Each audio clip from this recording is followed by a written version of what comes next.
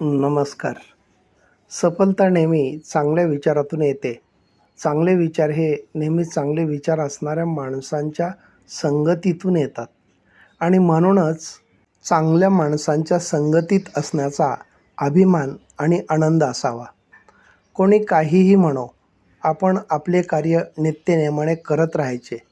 पण हे सर्व करताना आपण एवढे प्रामाणिक राहायचे की त्यावेळी कोणी आपला जाणून बुजून अपमान करेल तरी तो झालेला अपमान आपल्याला सन्मान झाल्यासारखे वाटले पाहिजे. कारण झालेला अपमान हसत हसत सहन करताना बघून पुढची व्यक्तीसुद्धा गहिवरून गेली पाहिजे. एवढी सहनशीलता, सर्वांप्रती आदर असायला पाहिजे. तेव्हाच केलेल्या कार्याला अर्थ लागत असतो.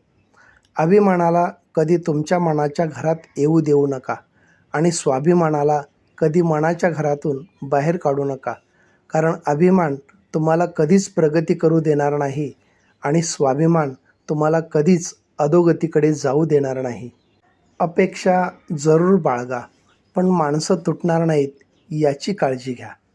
जीवनात आत्मविश्वास, धाडस, सहनशीलता, दातृत्व आणि संयम असेल तर आयुष्याचा प्रवास सुखमय आणि यशस्वी होतो. चांगला गुरु यशाचे दरवाजे उघडून देऊ शकतो, पण त्यातून यशाच्या दिशेने जाण्यासाठी स्वतःलाच चालावे लागते.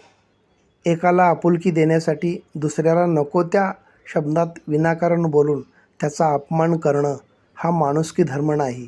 कारण ज्याला आपुलकी देणाराही माणूसच असतो, ज्याचा अपमान होतो तोही माणूसच असतो आणि हे दोन्ही कर्म घडवून आणणारेही बोलता चालता माणूसच असतो.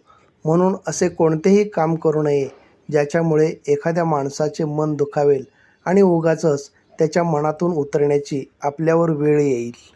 धन्यवाद.